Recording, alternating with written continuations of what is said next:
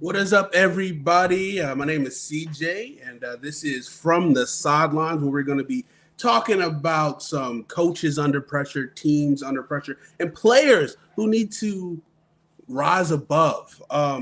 Before we get too far into it, fellas, how you guys doing today? Doing well, doing well. How you doing? Great, man. I'm doing great. How you doing, Jackson? Doing fantastic. Been enjoying the NBA playoffs. Couple of game sevens. Been nice. Just Yep. good sports all around. I don't even care what sport it is. The NHL playoffs have been super entertaining. I'm a Yep. Canes fan. We're advancing. We play the Caps Nice. Tuesday. So yeah, it's a Might be good time tough to be a sports fan. for It is sure. a good For time. sure. I'm a Caps fan. Ov. I'm a little. I like to follow the Hurricanes because they're a Carolina team. Because it's like so it's kind of I feel a little torn. Mhm. But I got to see all Caps and the Stanley Cup final. I got to see all Caps. So that's where I'm leaning. You'll be getting a text Tuesday, depending on the outcome. Hey, um, Caps look good for sure. they do, and it's like the chase with Ov getting the record this year has been like insane. Like 44 goals, I think he wound up with this year. It's like Right. he still got it. He still got it. Yeah. But we're gonna be talking about coaches who might not still got it by the end of this season or possibly during the season. We're talking about the hot seat. It's not as so comfortable in this warm seat. Maybe a nice lukewarm or a cold seat we would possibly like something that's secure. And we're gonna talk about who do we think are the coaches that are most likely on the way out if do not prove, have a good season this year for their teams. And obviously we had a lot of turnover this past year, and it's been a lot of turnover the last couple of years. So there's definitely a trend of seeing possibly about 6 to 8 coaches possibly gone each year. And we don't want to see anybody lose their jobs, but with the turnover in NFL, it seems inevitable that it's going to be a high volume of coaches. Um, I want to, I guess, raise one team to start off with, and we can then kind of just break off into conversation. But I think for me, the number like a team that I don't think that I don't think, but like I think that has some high expectations, and especially with the amount of money and capital they're investing, I think the Miami Dolphins and Mike McDaniel. I think his seat is pretty warm this year, even though he's gotten his team to the playoffs. And when the temperature goes below 32 degrees, he typically doesn't show up to work that day or the rest of his team. Right. How do you guys feel about Mike McDaniel? I love him as a play caller, and I love what he's done with Tua and how he maximizes Tua. But I think it's just I don't know. I don't think it's a good situation. I think it's going to wind up being devastating for him this year, especially if they were to lose Tua again to an injury. I'm with you there on that. I had him in my top 5 coaches under the most pressure, like hottest seat. I think the shine's kind of worn off. When he first got there, everybody's like, oh, he's like the new Kyle Shanahan or Sean McVay, the new boy genius. But it's kind of worn off a little bit. Like you've learned that it's like, okay, it's not just about play calling. You have to do a lot more. You're the head coach now. You're just not the offensive coordinator. So I think this season's a make or break season a little bit for him. I don't have high expectations for the Dolphins. Obviously, my own bias. I hope they're not that good because that means the Patriots a little bit better. But I think this could be a rough year for him because I think Tua he keeps getting hurt every year. I think he's actually kind of regressed a little bit last year as well. And I don't know what really they have on defense. And it looks like Ramsey's probably going to be on the trading block or is on the trading block too. So yeah, I don't have high expectations for him. I think he's definitely on the hot seat, but he could be one of those first coaches fired for sure. Yeah, I loved him as a football savant when he first came into the league as a head coach. And we talked about the next McVay or whoever, right? One of these football geniuses who really are great play callers. And he played the younger style of football that was really good for viewership, right? I mean, they were drafting draft after draft, just guys with speed. You knew that they were going to get a guy who showed up to the 40 and outperformed others. And it worked, right? They had a great offense, but they've kind of dwindled because of all the injuries to Tua. And unfortunately, coaches are kind of handcuffed to their quarterbacks, right? If quarterback play is poor, it often reflects poorly on the coach and on the team. And so, with that instability of Tua just not really being healthy the past couple of years, it's really difficult for him to continue to prove himself in the league. I don't think that them drafting Oh my goodness, I'm completely blanking. Late quarterback pick this Quinn year. Ewers. Yes, drafting Ewers doesn't offer a lot of promise behind him. Who's to his backup this year? Who will inevitably play a couple games? I don't Was it even know who's Skylar? Was it Skylar Thompson, or that was 2 years ago, right? Skylar Skylar Thompson? Thompson was last year, but now he's on the Steelers. Yeah.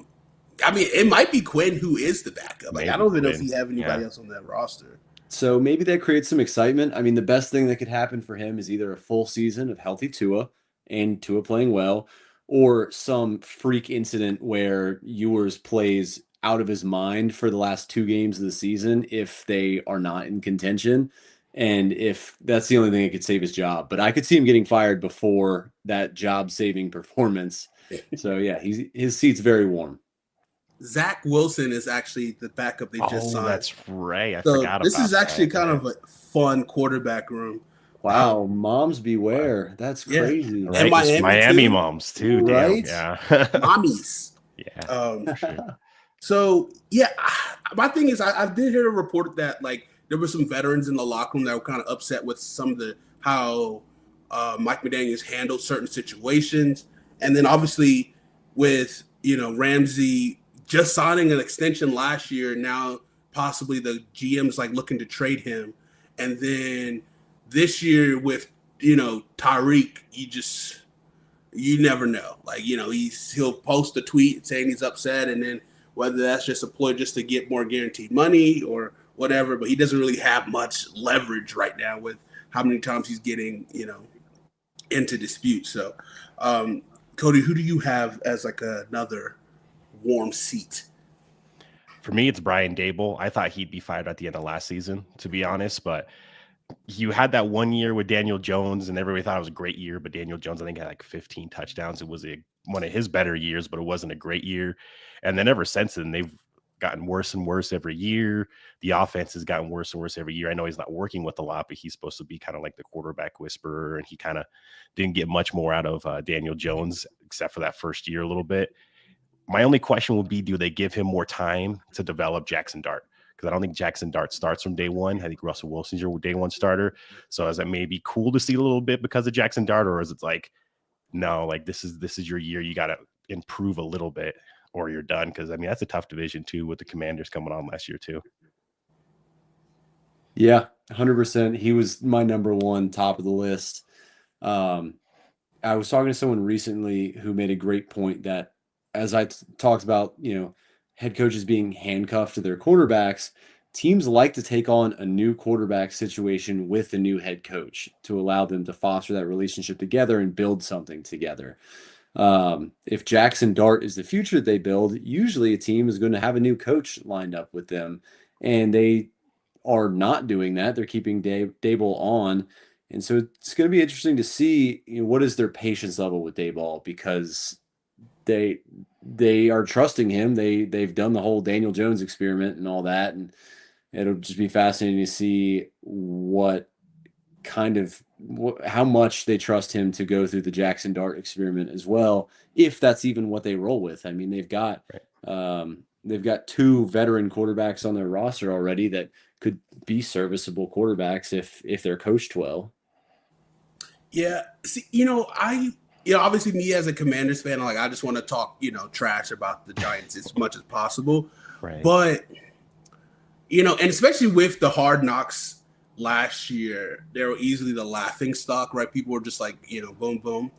But Schoen has done a really good job drafting. He's done a really good job of getting talent on that team.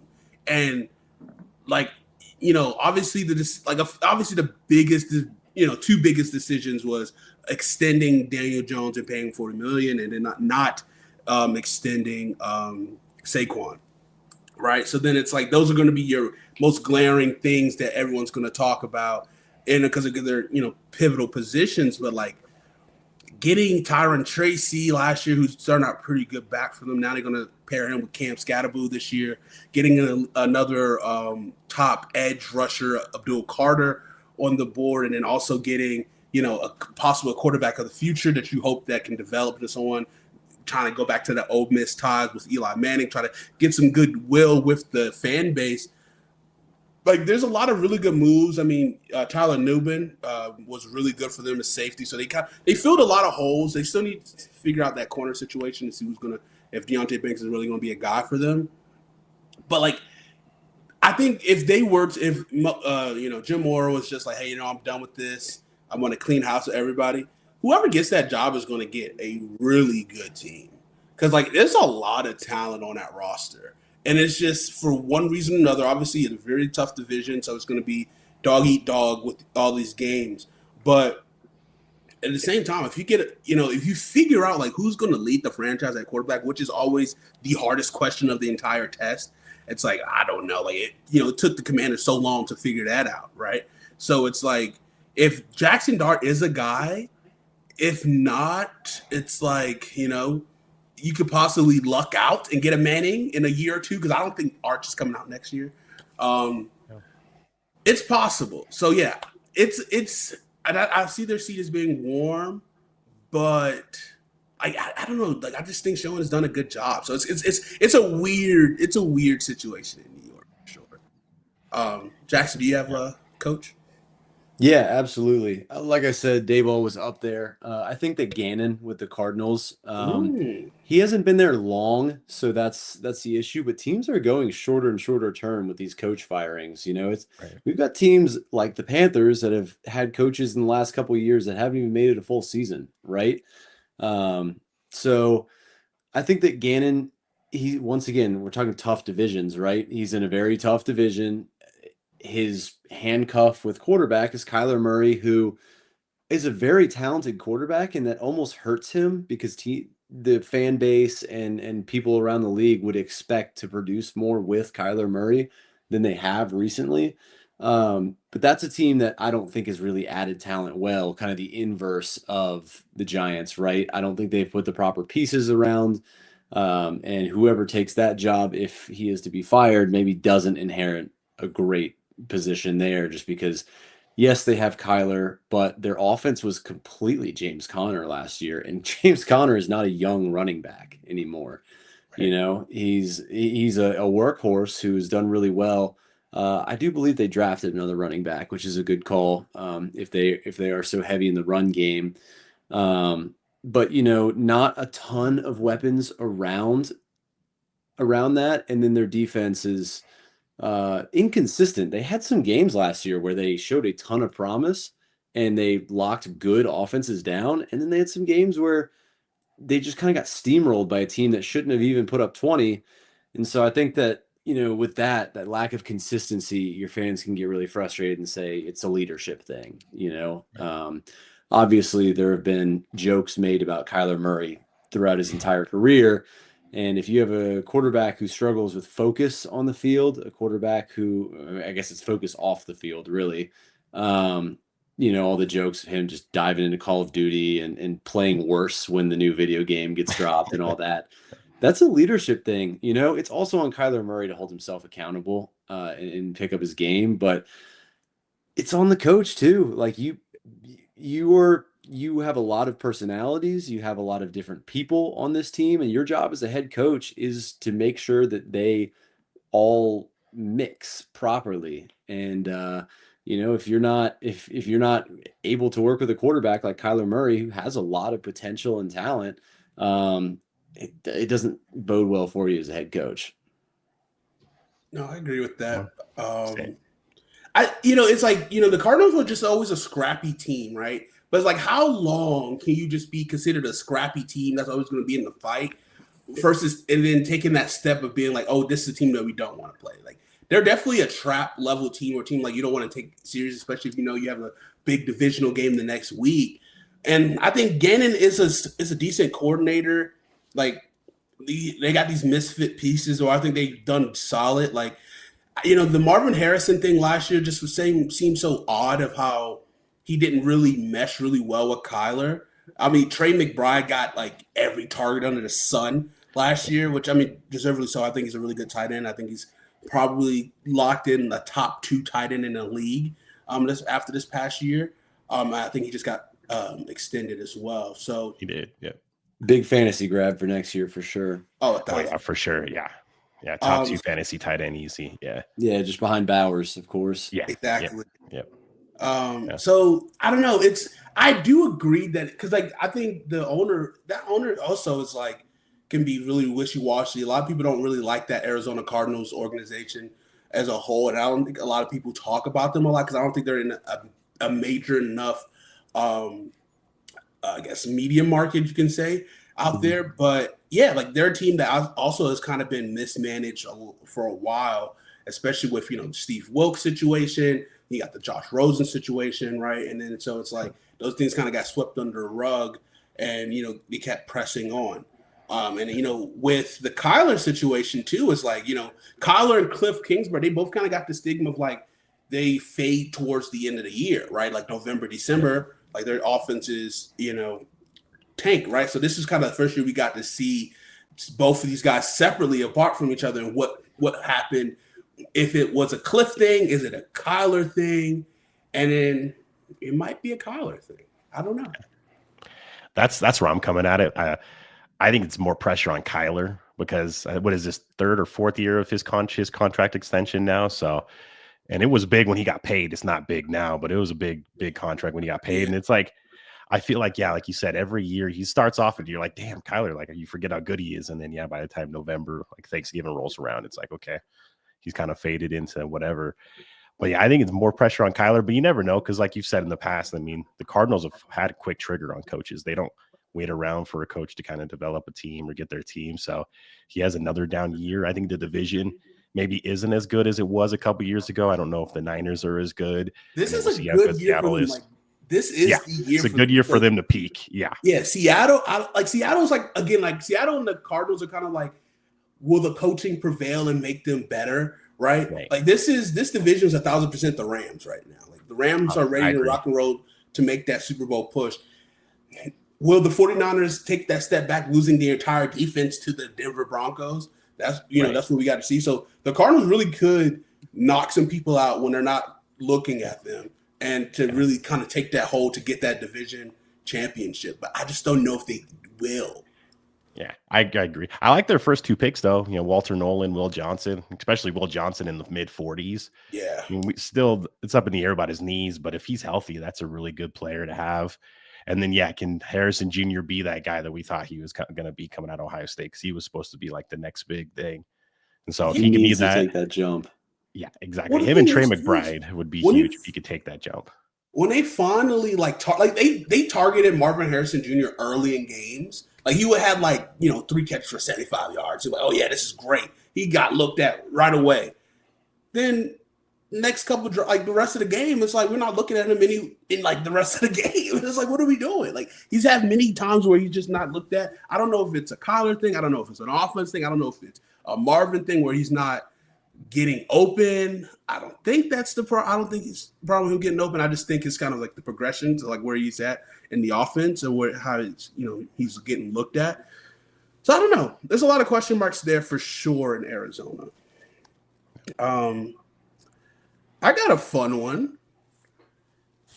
So, there seems to be a thing where, you draft a new quarterback and then next thing you know, the next year, after, you get a new coach as well. How about the Tennessee Titans?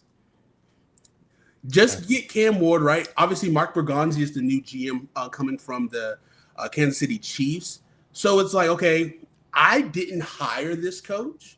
So if it doesn't go well, so if it's like a Caleb Williams here, where you saw the talent with Caleb Williams, but everything else kind of just faltered around him, and maybe Brian Callahan is not head coaching material. We don't really see the promise. Why not just say, hey, I'm going to actually just stop this here, and then get a guy that I know, I trust, maybe someone from the Andy Reid tree, from the Kansas City Chiefs possibly, and to help, really develop Cam Ward, who's your prized possession.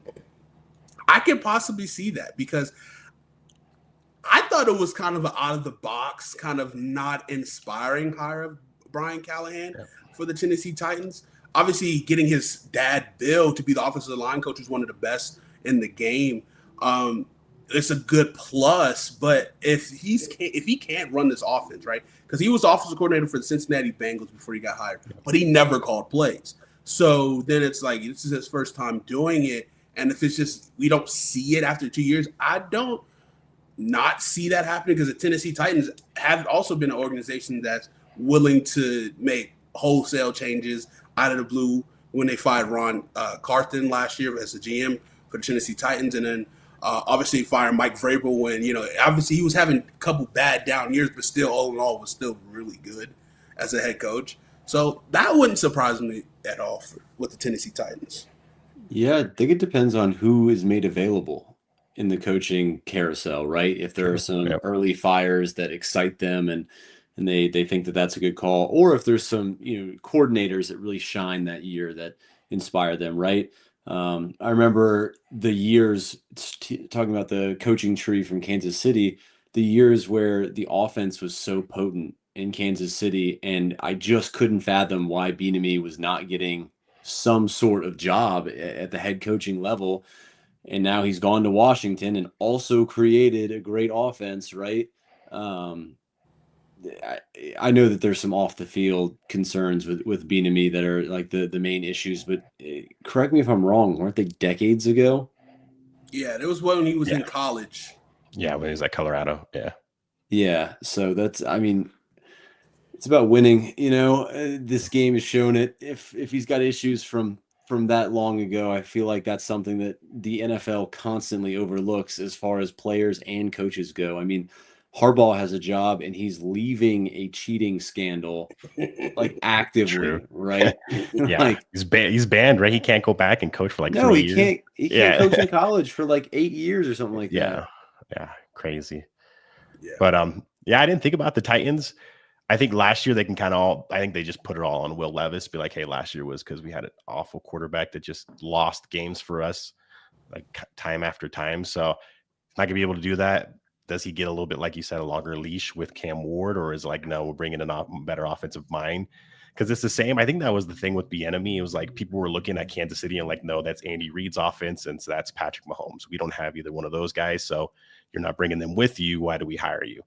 And it's the same thing with Callahan. It's like, okay, well, that was Zach Taylor's offense, and that was Joe Burrow. You're not bringing any one of those guys with you, and you didn't do anything with Will Levis. I don't know if anybody could, but still, if you can't do anything with Cam Ward, like you said, if they're willing to fire Mike Vrabel after a couple of down years, they definitely can fire Brian Callahan after a couple of bad years too.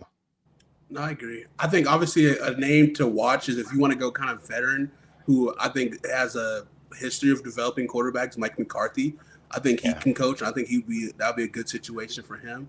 With Cam Ward, you can go a young, hungry coach on the rise. Joe Brady, who's the offensive coordinator for the Buffalo Bills, who was offensive coordinator for the Panthers for a couple years or a year and a half. So yeah, I'll be really excited for the Tennessee Titans. But we shall see how they do. Yeah. So they definitely lack talent, but we'll see what that wide receiver room does this year. You guys have any other coaches? For me, I was thinking Zach Taylor. Back-to-back seasons, you missed the playoffs with the Bengals. I mean, you have a top 5 quarterback. I don't think anybody argues that. And you still haven't been able to figure out the offensive line and the defense. Like, that's been their issues pretty much since he's been there. They've had a couple good years where the defense is pretty good, and then last year it was awful.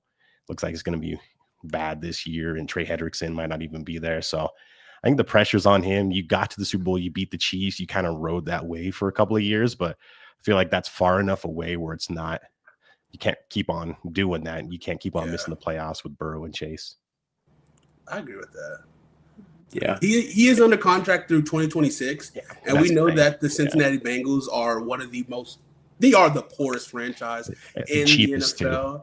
And so they do not like to pay coaches when they still have years under their contract. So that might be his saving grace for one more year or 2 more years with the Bengals, and whether or not they decide to move off of him or not. But yeah, like this team is, at least offensively, this team is so good. I think this team has been mismanaged so often to where I don't know whether or not it's just because of an ownership thing and not having liquid cash to be able to make the moves to step up and to like get guys. I think once Joe Burrow, like they saw something in Joe Burrow they had to make a change. And I feel like the T. Higgins contract was so fugazi. Like it's essentially like a 1-year deal anyway, that they can just get rid of him.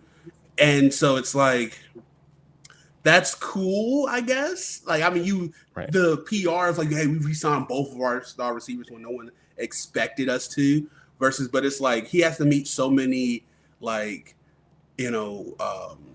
what is the word, like indicators for him to get these bonuses to make his contract worth what it's actually supposed to be worth. And versus Jamar Chase got his money, so I just kind of hated how he decided. Obviously, his loyalty, and I just hope the Bengals treat him right. And versus they can easily, especially if their financial situation doesn't get better, by not making the playoffs, getting a home playoff game, get a little bit extra revenue or what have you. I don't know. But that's a good one. That's a good call, Zach Taylor. Yeah, absolutely. They have an expectation of success with the talent they have. And so it can help you and it can hurt you. If you have all that excitement in that press, you have to do something with it or else they'll move on. For sure. Yeah. I'm surprised that we haven't mentioned Stefanski with the Browns. I guess with that, it's just such poor positioning with the Deshaun contract. And he's been handed not handed. I'm sure he's like helping with some of these decisions, but I mean, gosh, such a messy organization around him. I hope that they understand that it's not all him. I know you guys saw the picture of the war room when they drafted Shador, and no one looks all that excited and all that. Right. People are talking about the owner meddling and stuff like that, but a meddling owner does not mean that they understand that it's not the head coach's fault, right? I mean, I'm a fan of a team with a very meddling owner in David Tepper, and he's not been there that long, and he's just churning through coaches because he makes decisions for the GMs, and then when the coach can't do something with the poor talent analysis he made, he fires him. And then, okay, well, now he's just going to fire the GM when there's no one else left to blame because he can't possibly take blame for himself. So, Right. that's the end of my little Tepper ramble. But yeah, I mean, Stefanski's in a tough spot. Obviously, there's not any body of success there. Yeah, I want to say he got a contract extension not too long ago, but yeah, I think it's maybe a good graces of the owner saying, "Listen, I messed up," because he admitted it publicly while Deshaun is still on the roster. Hey, we messed up. We took a big swing and miss here, and that was 1,000% his doing of him wanting to get Deshaun here because it was. I think it was down between the Falcons and I forget the other team that it was. Maybe Falcons and the Panthers, I want to say, would like down to the last two teams who ended the Deshaun Watson sweepstakes. But yeah, I don't know. Like, I just don't know what to make of that situation because I like Andrew Berry as like a GM, but at the same time, it's like he's doing too much. Like, I don't know. Like, I don't know.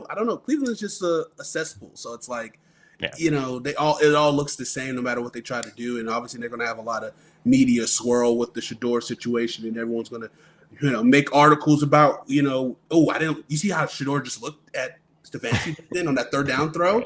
Like, he's angry at him. So it's like, this is going to be much of whatever. So I see at least 2 years, but that sounds like being generous, if that. So yeah, I just don't know how you can fight. I mean, not that Cleveland wouldn't do it, but I don't know how you could justify putting like this situation on him. And he's taken that team to the playoffs twice, even with all this craziness going on. Even when it took him with Joe Flacco 2 years ago. So it's like he's shown that he's a good coach, even in the worst situations. Yeah. Not that they wouldn't blame him for that. He'd be like the scapegoat, but wow. I think if they have awful season, they go like 1-16 or something, that's different. But if they're competitive this year, even with their crazy quarterback room, like, I don't know how you could put it on him, but doesn't mean they won't, because owners don't usually like to blame themselves. They'll make someone else a scapegoat. Yeah, they tend not to like that blame. Yeah, exactly. Yeah, go ahead. I was going to say, I had a question about a team who has a very recent history of success, but obviously had a very down year last year. How many down years because we're talking about questioning Mike McDaniel in Miami, right? How many down years do the 49ers have to have before, now I think that's a lot of GM stuff too, because Right. they wanted to pay Brock Purdy and they had all the pieces around him. Now they can't pay the pieces around him and they're looking at having a tough year. Tough years are blamed on coaches more often than not. How down, I don't see a scenario when they fire him in which they fire him this year, but how down do they have to be to start considering moving on? I think you have another, what they go 6-10, 6-11 last year. So I think you have another year like that. And now the roster's worse than last year. I don't think there's you can't argue that. And Purdy's probably going to get paid here in the next few months, probably somewhere in the 50 million range. So your roster's only going to get even more diminished coming. So it's another 6-11 year, 5-12, or even 7-10. I think the question marks have to happen because I mean, I like Kyle Shanahan, but he's one of those guys. I think he's just stubborn. He's always going to go down with his ship and his play calling, even if it's not working. And Purdy's been his guy the last couple of years. I think Purdy's a good quarterback. He's not a $50 million quarterback, but that's probably what's going to happen. Your roster's going to get hurt even more from that. But yeah, another 6-11 or something like that year. I think the question marks will happen. I don't think he would get fired from that, but it would definitely be a hot seat for him. So maybe this time next year, he could be in this kind of conversation. Yeah, for sure. Yep. But then it's how much grace does he get because they have to start the cycle over again, and then do they want to go through the cycle again? Because the Super Bowl window is closed for the 49ers, right? So now they're trying to reopen that window again for them. So I think that's kind of where they're stuck at in their cycle. Obviously, they had a good couple shots at it, and fell flat multiple times. So that's going to have to be their new question. What do we have to do to actually get over the hump? And I mean, Brock Purdy has led him to the Super Bowl, so it's he's done a lot in this short amount of career. So it's he's done more than a lot of the top quarterbacks in the league has done. But at the same time, it's do we count that towards the super team that they've built, or was it just him truly being him? Also making sure that this team meets their expectations for the most part. So we shall see with less talent if he can continue the same play, have the same kind of production, without a Debo. So it's you see he's going to do it with Jawan Jennings, Ricky Pearsall, whenever Brandon Ayuk gets back this year. So still got Kettle who just got paid this year. So it'll be interesting. Because I think this will be a lot of time. This will be the year that we should get a lot of questions answered from Brock and from Kyle Shanahan as well. How much does CMC have left in the tank too? What does he look like this year? It's injuries have mounted for him. I mean, I'm sure Jackson knows about that. He had a ton of injuries in Carolina. So it's that. And Brandon Ayuk, and I don't know. I think there's a lot of question marks around this team. And now you don't have, like you said, that super team. So what can he do? Are you going to still be the same coach with the same expectations? Yeah, they've got they've got the Panthers to blame for all those injuries for sure. I mean, he was touching the ball 50 times a game in Carolina because we had no other talent around that situation. So, we're feeding him the ball because that's all we knew. And now he's in a better team. It was in a better team situation, and the injuries finally caught up to him because of that high usage. Do you remember when Matt Rule had CMC on a step restriction in practice? Yes, I remember the entirety of the Matt Rule era. I wish I didn't. But you haven't blocked that out yet? No? As much as I try, it's been gratifying that Nebraska hasn't been as good as people thought they were going to be with all that NIL spending. Because Nebraska, I believe, was a team that I would have bet on going into this new NIL era that could start to build a good program because they have so much money and no pro teams around for that money to go to. But yeah, it was very gratifying to see that Rule is not having a ton of success in Nebraska. I hope the best for Dylan Raiola, mini Mahomes, but I don't want Rule to enjoy any success. He ruined our franchise along with Tepper. Yeah, I would say I'm going to say this, and we can move on. I got one more team, and we can move on to the next topic. I think growing up in life is realizing Matt Rule wasn't the problem at the time. And the coach I think that is a problem with their team, I think it's going to be Shane Steichen and the Indianapolis Colts. Yeah. So I think that's going to be a cleaning house situation. And they have decent talent. Like I think I like that receiving core a lot. But who is holding this receiving core back? It is Anthony Richardson. And taking the biggest swing in this with him. We'll see. He still has another year. Hopefully his back can hold up this year. It's just like, obviously you see how talented he could possibly be, but man, it's like, and we all knew he was going to be a development guy, but like benching him and I think there's a lot of question marks now, and then signing Daniel Jones, who's not.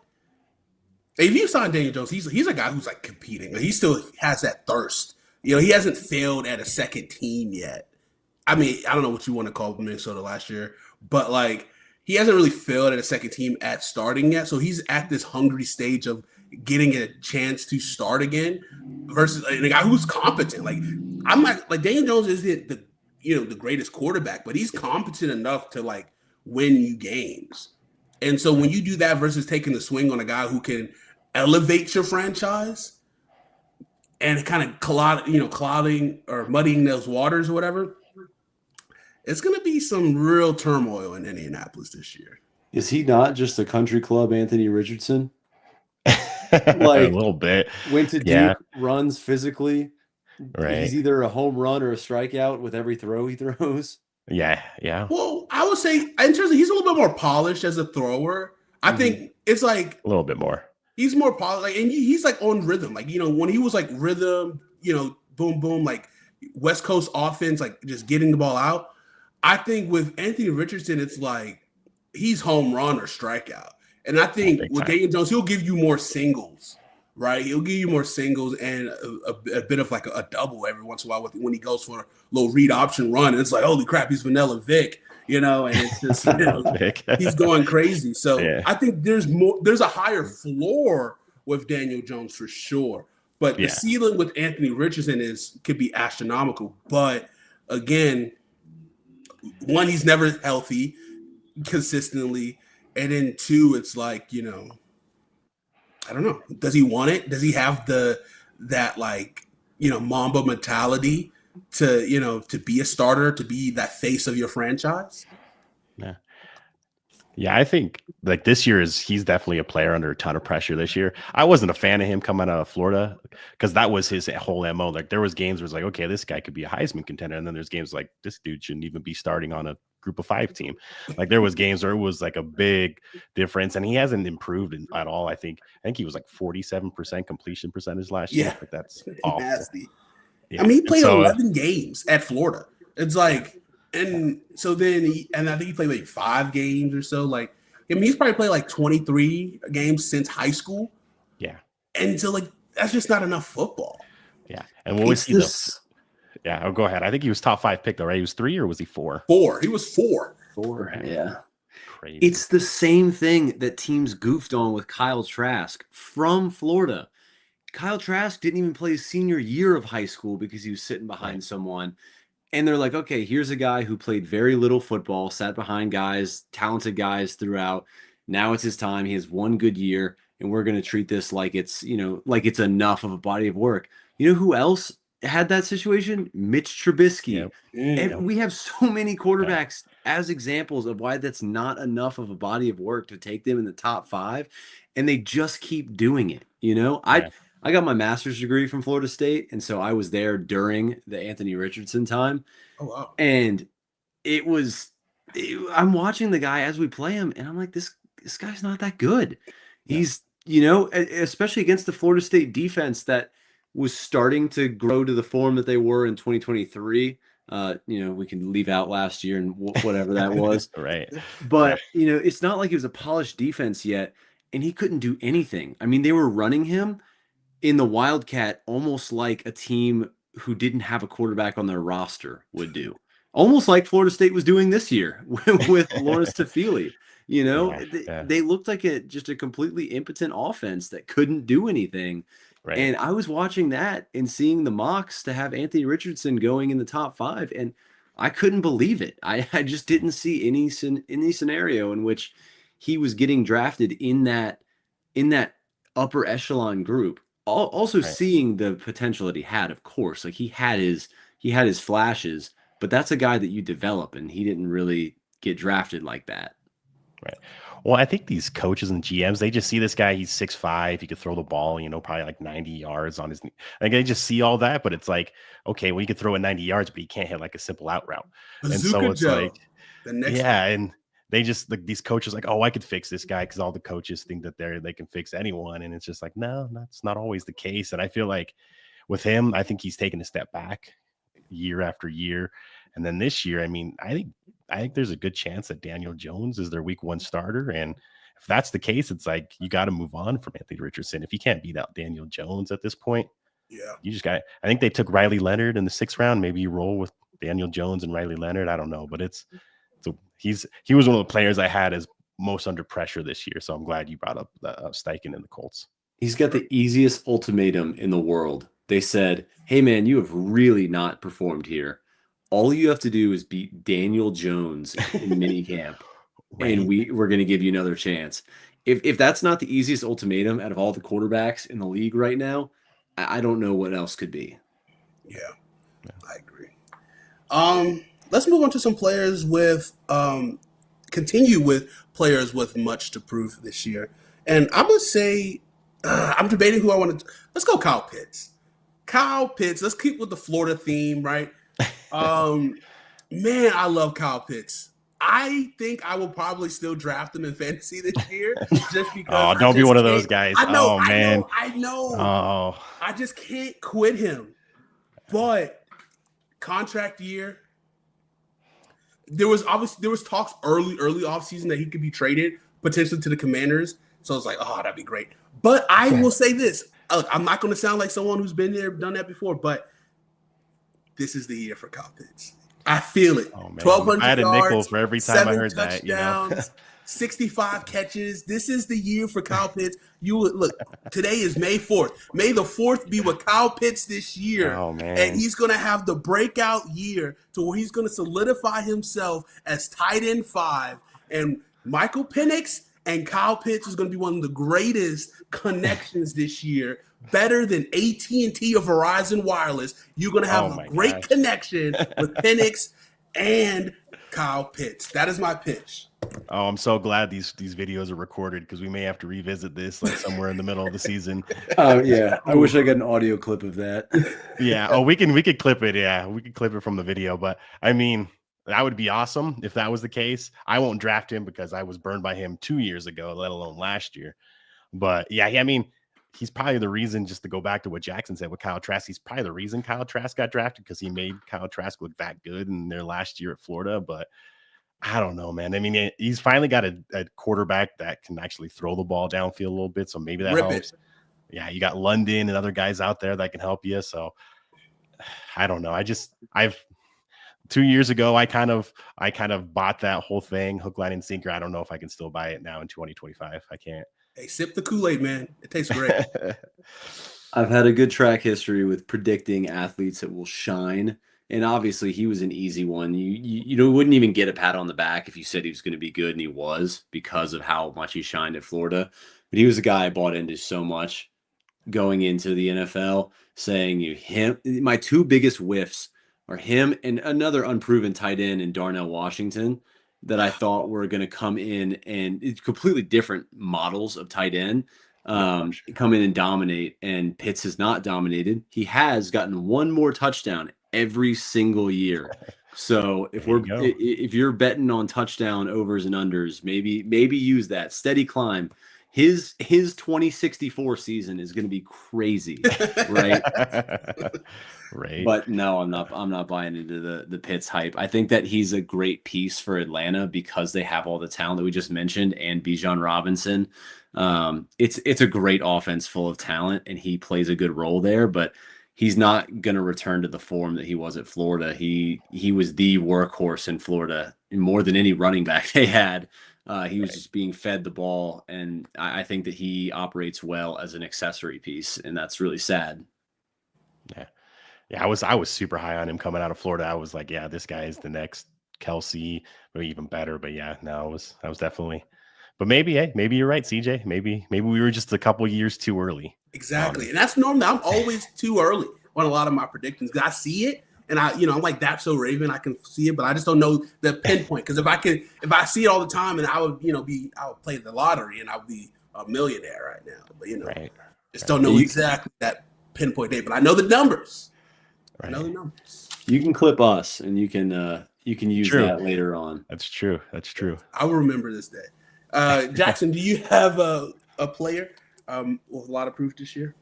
I don't know if a lot to prove, because I think he's at the kind of end of the line for his career. But I think this is a defining year for Travis Kelce. I think that if we're sticking with tight ends, this is kind of what's going to make the decision. Where does he retire and stick to the famous girlfriend and the retired lifestyle? His brother has just retired recently. Really buy into the podcast. I see him as like a Pat McAfee type, like becoming this media personality. Or does he say like, no, dude, I'm not done yet. Like I really have a lot of football left in me. And I think this year really dictates that. A lot of people predicted that the Chiefs would maybe start to look at other weapons, especially at the tight end position to kind of fill in behind him.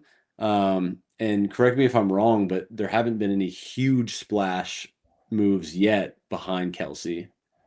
Not that I know of. That's what I'm looking it up now. Same.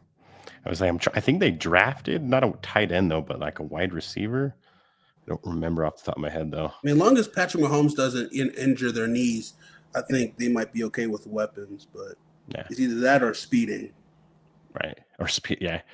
Yeah. I mean, I think I'm pretty sure it's Kelsey's last year. Like this is his kind of like, but yeah, like you said, how does he want to go out? Because I think that's why he came back. He didn't want to go out on back-to-back disappointing playoff games. He was not a factor in the AFC Championship game against the Bills, and he wasn't even. I think he got maybe 2 catches against the Eagles, and like 1 or 2 of those were in garbage time when they were already done. So yeah, so I like that one. I think he is pressure. I mean, obviously at the end of the day, he's Hall of Famer. He's one of the best tight ends of all time. Like there's no legacy pressure, but it's like, hey, how do you want to be remembered for your last couple of years? Do you want to be a guy that stuck around too long? Do you want to be a guy that kind of finished, on top at the top of your game? Yeah, and I think also, I think it's a bad PR move he's been having with the fact that, cool, Taylor Swift, right? But he's been taking more movie roles. He's got like an agent. He's doing all this stuff, like all these side quests, right? It's like similar to Baker when he was in Cleveland. He had all this progressive commercial that was on consistently in your face all the time. So then it's like, okay, he did all this in the offseason, and now you're playing like trash during the season. So it's like, okay, so you wasn't focused on your craft. But that's just what's going to be an easy narrative people are going to pull this season. And it's like, I think he's on the new like Adam Sandler movie that's about to come out, and I think he's on Billy Madison too. And it's like, so he's already has his mind thinking about other stuff to transition out. I think he's gone. I think he's done. And I mean, it took him 2 months to get into the season because he was on tour with his girlfriend. So it's like your mind is already gone from the game. I hate to say it. I don't want to be that guy, but he's already gone. So he does have something to prove. Hopefully he's not completely washed. But the fact that the Chiefs didn't really make a swing at a tight end, where this was a pretty deep tight end class, they could have got someone. It's interesting. It's very interesting. Yeah, agreed. Cody, do you have another player?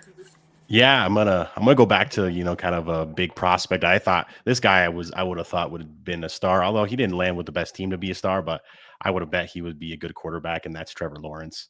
And like for me, he had maybe one pretty good year his sophomore season, but he's already gotten paid fat, which I thought was undeserved. Might have been a mistake. Huge mistake, I think. And this year now he's got, now you got Travis Hunter to go with Brian Thomas Jr. Maybe you got a little bit something going there, but this guy, he was supposed to be the best prospect since Andrew Luck. He was supposed to be like the next best thing. I drank that Kool-Aid a lot when he was coming out because he was awesome at Clemson. I think he lost like 2 whole games his whole career, and then one of them was the Burrow and LSU in the national championship. And it's like, Yeah. This guy was awesome, and he just hasn't lived up to the hype. I know it's hard in Jacksonville, but they've had good quarterbacks in the past that have succeeded there for a short time, and I don't think he's really ever kind of shown that he could be that guy that everybody thought he was coming out of Clemson. I have to I have this love that talk one. with my friends because I have friends who are diehard Clemson fans. Someone that went to Clemson, I have to have this talk with them consistently. And I started saying last year, hey, maybe it's time to have that talk about Trevor. And they're like, shut the heck up, blah, blah, blah, blah, right? Yep. So I'm not going to go against him. I will say this. Trevor has had the highest drop percentage of any quarterback over the last couple of years, right? I will give him that fact of that, hey, maybe his supporting cast is not there, right? Obviously, the Khan family has enough belief in him to give him $260 million, and that's about to kick in this year, right? Yeah.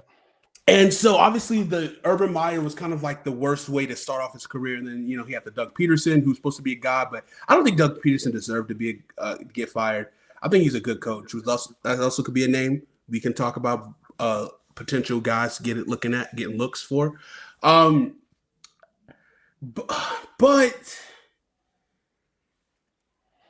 because it's that debate between Justin Herbert and like Trevor Lawrence. Like they're kind of like similar in terms of like 6'6" guys, rocket arms, good looks, long flowing hair, but Justin Herbert cut his hair. And so it's like they have like, this is what you want your quarterback to look like, everything. But then it's like, now we're not seeing it consistently. He has the weapons now. This is like, there's no more excuses this year. He has he has a myriad of running backs behind him now. He has BTJ.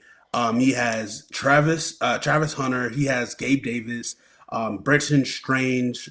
He has guys who I think this should be enough to be good. And now he has a new quarterback coach who, is quarterback friendly. He's done really good for Baker to continue his development and growth of another first overall pick. So we'll see if this quarterback friendly offense is going to help him continuously grow. Like he's putting up numbers, but like a lot of these numbers are garbage time numbers. We need to see those wins and we need to see a run to the playoffs because the AFC South is wide open. I mean, you can say it is the Texans division to lose, but I mean, they always do have the Texans number in Jacksonville. They have a nice home field advantage. So yeah, I'm going to say I'm still with Travis. Or Trevor, excuse me. Trevor. Yeah. Yeah. You guys got anybody else? Quarterback wise, I think an interesting one. It's a very prove it season, right? Like I don't know about pressure to take his team to the next level, but it's pressure on kind of where his career continues to go. Is Justin Fields going to the Jets? Mm-hmm. I don't know if you guys saw, but Jordan Travis, who they had drafted last year, has retired from football due to that injury that he suffered. Was at the game, really tragic. Just a good kid that loved football, and so really hard to see, someone have to give up the game that early. But that was part of their depth at the quarterback position. Obviously, Aaron Rodgers is not coming back. They took on Fields, and there's not a ton of other direction as far as that quarterback room goes. So does he get a chance to turn it around and improve? Because he started to prove it in Pittsburgh, and then they just benched him. Does he get the chance to prove like, hey, I showed in Pittsburgh what I'm capable of. Watch me do it again, and I am a quarterback that you should be respecting? Or is this, kind of like what CJ was saying earlier in the episode, just once you failed really with that second team is when it starts to mark the decline. If he doesn't do well with the Jets, it could really, not bode well for the rest of his career. Right. Yeah, it seems like they're going to give him the keys at least this year because they really haven't had any backup plan. And maybe he is like a Sam Darnold or a Baker Mayfield where you find that right team and now you kind of, take off your career a little bit. But yeah, I think he's definitely under pressure. Now, I mean, if he doesn't do great, you can just blame it on the Jets, just like every other quarterback they have does. But yeah, I mean, it seems like, and I've been shocked. It's like, dang, they're not going to draft a guy to back him up. They're not going to do anything. It's like, no, this is Justin Fields' team. And it's like, all right, well, we'll see what he's got. It's only a 2-year deal, but I think a lot of the money's in the first year, so they can get out on the second year. So it'll be interesting to see. But I have been surprised that they're just kind of handing over the keys, at least for 2025, to Justin Fields and be like, hey, it's your team. Yeah, the way that Aaron Glenn talks about Justin Fields, I can only wish someone talked about me that way. Right? Like the way he speaks to the New York media with so much conviction about this young man and how much he's really just behind him, steadfast with the most comforting hand, saying, you're my guy, step to the spotlight. No matter what, you're the guy. And I think that is something that Justin Fields really needs. But, like Aaron Glenn to Dan Campbell, this is his, Jared Goff, right? But with Jared Goff, even though he got carried, people say he got carried by a really good team and a really good coach, right? They took that swing on Jared Goff and it seemed to be working out, right? And with Justin is like, I keep going back and forth every year, depending on, the time of the year, how I feel about Justin Fields. And the talent is there. Mentally, is he stunted? Is he defeated? Does he still have the edge of like, I want to prove everybody wrong? I thought, with Pittsburgh was a good situation for him, but then they went ahead and signed Russell, which I think that also kind of deflated him a little bit, knowing that like, hey, like I wanted to be the guy, which also gives me a little bit of a red flag because his whole negotiating thing about signing with the Jets is like, I want to be guaranteed the starting spot. That doesn't sound like alpha to me because it's like, it kind of sounds a little privileged and like, hey, like I need to be the guy. Versus like competing because he lost to Russ, right? He had every opportunity to really go out because he lost to Russ in the preseason. So it's like that he didn't get named the starter, but due to a calf injury because Russell wants to hit the sleds for some reason, he got propelled into the starting job and he did well. Yeah.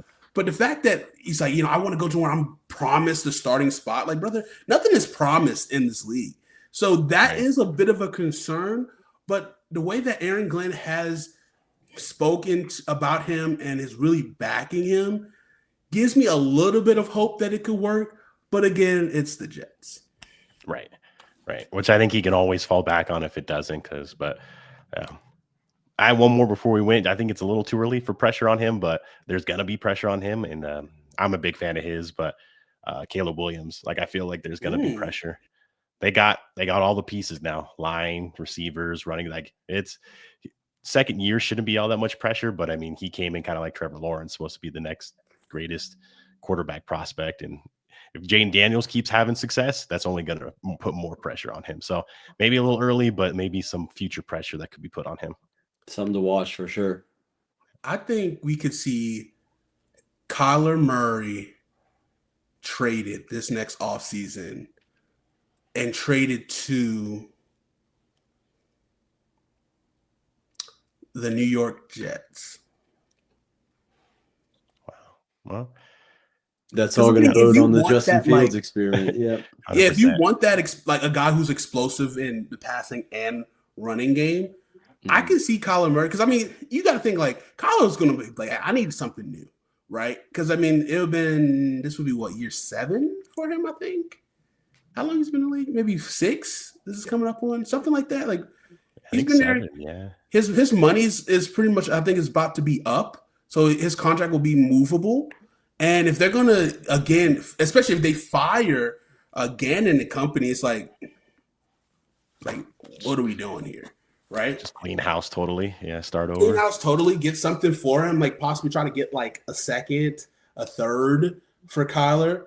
And again, if the Justin Fields experiment doesn't work, that's a guy who's proven, and maybe that Aaron Glenn bravado and his confidence in him could possibly be a match made in heaven.